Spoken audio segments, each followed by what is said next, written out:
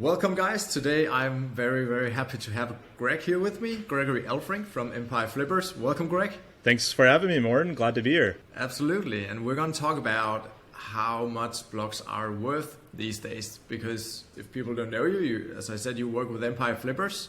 You are a marketplace for websites, blogs, also e-commerce sites, everything people want to flip or want to buy. We're going to talk about that today. We're going to talk about the price of a site, how much you should sell it for, how much you should pay for it. And we're also going to talk a bit about how the recession and the current economy plays into all of this, and if it's really a good time to sell right now. But I think we'll try and take good time to talk about first, like what are the main factors that impact how much you guys would list a site for. So before Greg get into the good details here, click my affiliate link to Empire Flippers in case you want to get set up. Clicking these things help me run this channel. Yeah, so the most important thing with, this isn't just an affiliate site thing, is really like any kind of business, is your profitability. Yep. That is going to have the absolute biggest impact on your valuation, not just like the raw valuation, but also the actual multiple you get. So the bigger the business you have, the bigger multiple you will tend to get as well, because there's more leverage, there's more data for the new buyer to use, and often it is a lot easier to go from, say, a $500,000 business to $1 million business than it is to go from zero to even $150,000, $200,000, because it already has product market fit, but it has even more product market fit. So therefore it inherently gives a better valuation. So that's like one of the big ones, focusing on profit. Another big one is focusing on time, which you can't really do much about other than hurry up and wait. Older businesses tend to get better multiples. And the final thing I would say on that, when you are focusing on profit as your main thing, keep in mind it's a balance. So sometimes I talk to entrepreneurs who are like, oh, I have a team of like 20 writers, I'm going to fire them all, and now my profitability is through the roof. Like, well, yeah. But now the business is way less attractive, and the buyer is going to be like, well, guess what I have to do to keep the business going? I have to go hire 20 writers, so now I'm going to negotiate you down. So those are some things to consider when you're thinking about profit. Yeah, that makes perfect sense. People following my channel know that I listed a site with you guys earlier this year, and there's a lot of questions and of course paperwork and due diligence and stuff to go over. And one of the things I was really impressed with was really how much you break down, like what's the running cost of the business. Like if somebody were to take over operations like tomorrow, what would they have in expense as well as income? For sure. It's always a balance between that profit and actually being an attractive asset, right? It's like very few people want to buy a $500,000 job. It's a very unique person who wants that. Yeah. And talking about the operations around the site when you sell a site, how often do the buyer get the team of writers, and if there's an editor? So do you get to decide that 100% yourself as a seller if you want to sell your folks along with the business, the writers and the expertise and how it's edited and such? Yeah, absolutely. So that is up to the seller's discretion. Now it depends on a few different scenarios, right? So if you are like let's say a typical affiliate website where you are, outsourcing that content, say through a content marketing agency, like a Word Agents or SEO Content Heroes, like two very good friends of mine, very good businesses, then you're really not having to give away anything, right? Because they're just going to use those services. Now, if you are running an affiliate website where you have, like, say, a big part of your traffic coming from social, for example, and there's this one person who is a real big expert in your niche, like that person might be best to go with that new person.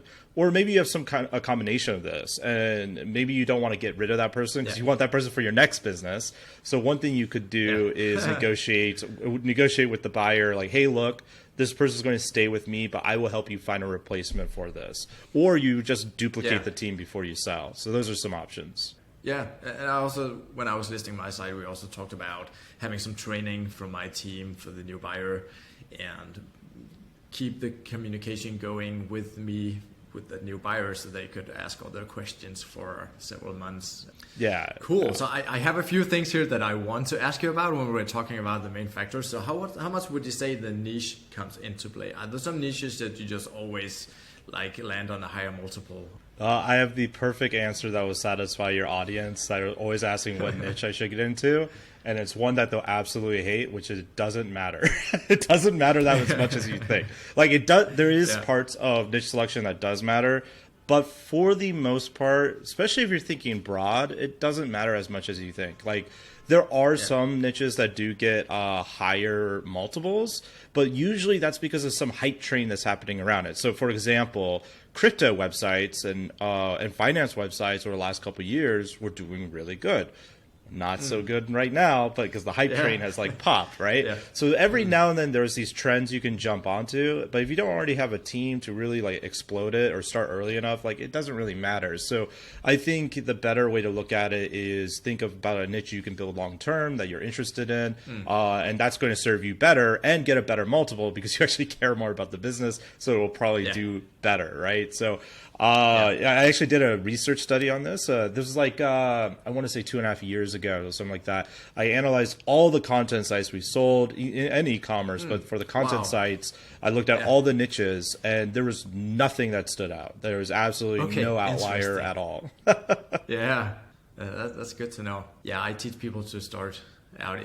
If they have something they're passionate about, that's definitely the way to go first, unless it's super competitive. So that's good to know that there's not some doomed niches that'll never get good multiples. But now, for the caveat for the YouTube commenters out there, if you start a website that's like bestreadstapler.com, you're most likely not going to become a huge brand, right? So like you have to think about it logically. But if you're thinking about niches broad enough, like almost all of them can make incredible money. Never put like a product name or something very specific in the domain name, because it'd be really hard for you to keep growing, and also if you need to pivot, if you need to go take it in another direction. So I had a funny thing that happened. I think this was like 3.5, 4 years ago. There was this guy, he had a website that's basically like bestreadstapler.com.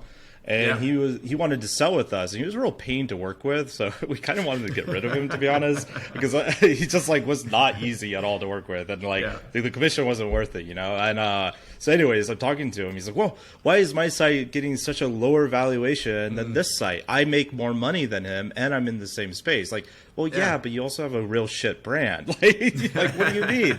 And he's like, well, brand doesn't matter. It's all about money. Like, dude, when you get above $500,000, people don't want to buy some rinky-dink affiliate site. They want something with real branding potential, real growth potential, right? Like, this is $500,000 we're talking about. They need to be able to see that they can take it that to the next level, right? Like those kind of brand names, like Best Red Stapler, like those are fine if you're selling something like below 30,000. But I think you're even hard pressed at the $30,000 valuation. Oh, interesting. Maybe we should talk a little bit about multiples. You know, we hear some higher numbers in the 50s and stuff. What do sites sell for, like, in general? Like a good, solid, and I should say my audience and myself included, we mostly do what we can call content sites. So they're not affiliate heavy, it's more like display ads. So typically with a good branded name that people can continue growing with. So it's interesting on display ad versus affiliate, like that whole debate on the valuation side. So I usually say on the lower end, the affiliates get a better valuation than the display ad people. But on the higher end, it's the reverse in my view. Because like as your site gets bigger, like say you go from a 20-page affiliate website to a 2,000 page, and now you have like crazy tons of affiliate programs you're managing.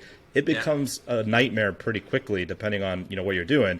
And obviously, if you're using just Amazon, it's a little bit simpler. But Amazon is, for the most part, not a great program to stay on like long term. So display ads actually tend to get a little tiny boost as you get to the higher end on the valuations. In terms of like monthly net profit multiple, it obviously varies. But a high quality content site could reasonably pull in between 36 and 42x of its monthly profit.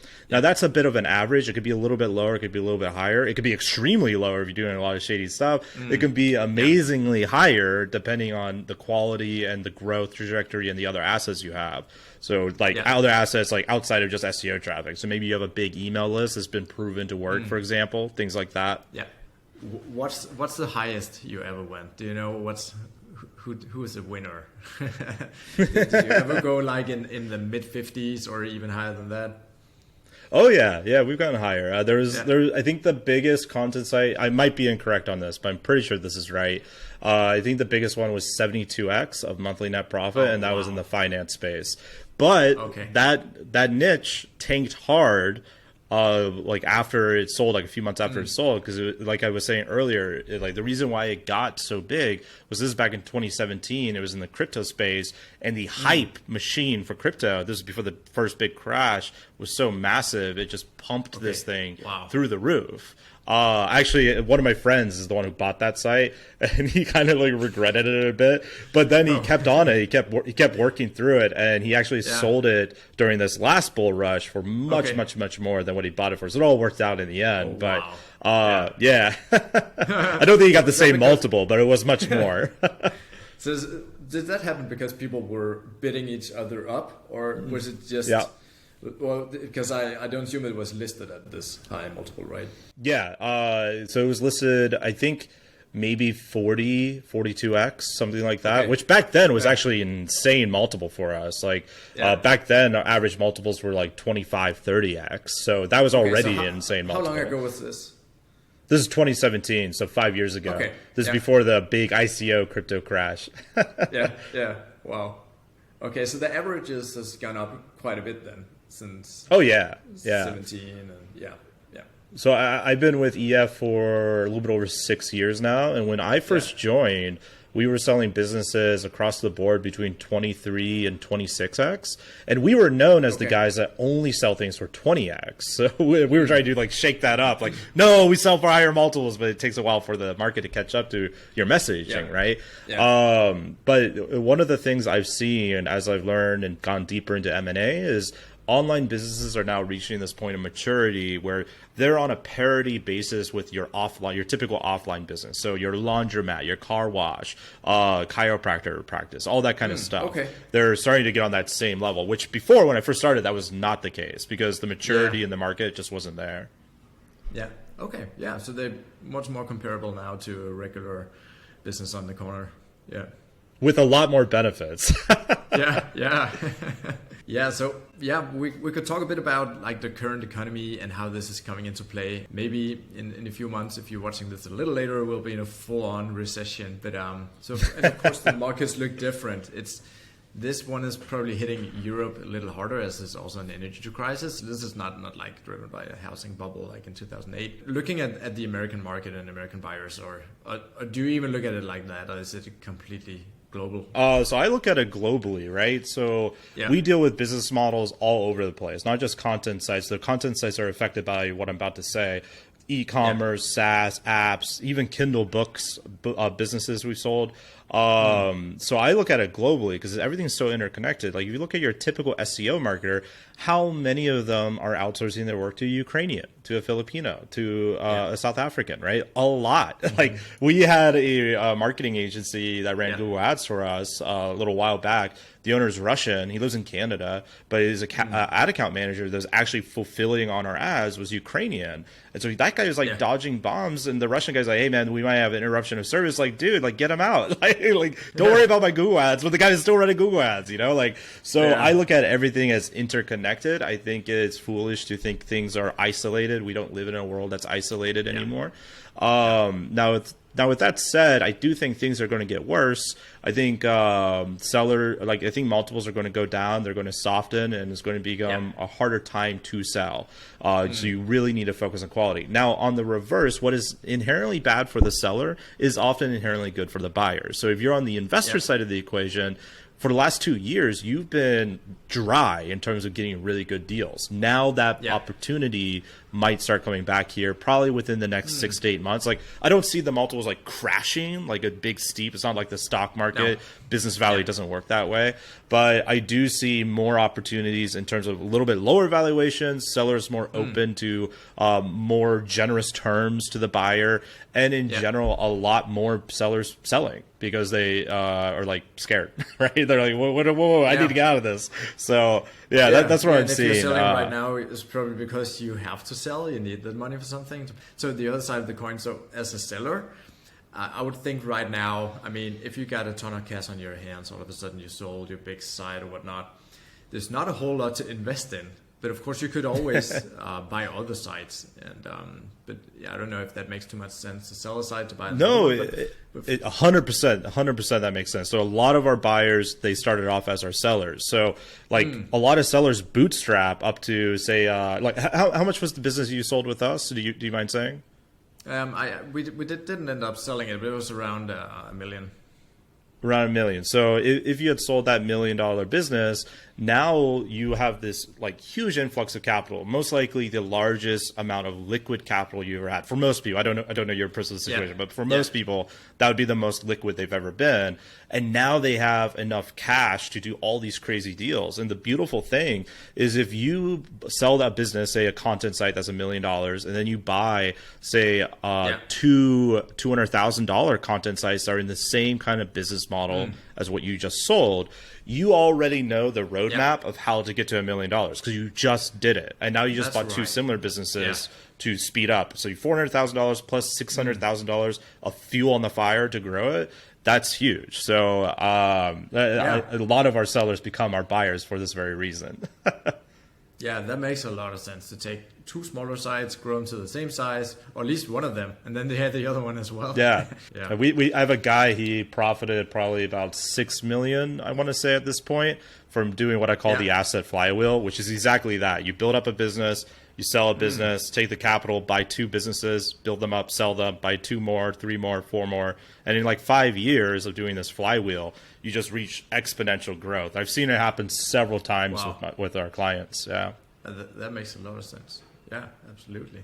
We'll get you buying a business by the end of this morning. Don't you worry. I'll get you registered. Yeah. What's your credit card? Yeah, maybe I'll wait a few months and see. No, I think it's a good buyer's market right now. Yeah, and guys, I'm gonna have Greg back here in the channel, and we're also gonna film some stuff for my course. So we're gonna do these very casual chats here on the channel a few times around some of the most interesting stuff. I took a lot of questions from my community from inside my course, and some it will cover here, and there'll be some course material around how to flip sites and how to get your site ready. And so yeah, let's do it. Thank you for now, and see you again soon, everybody.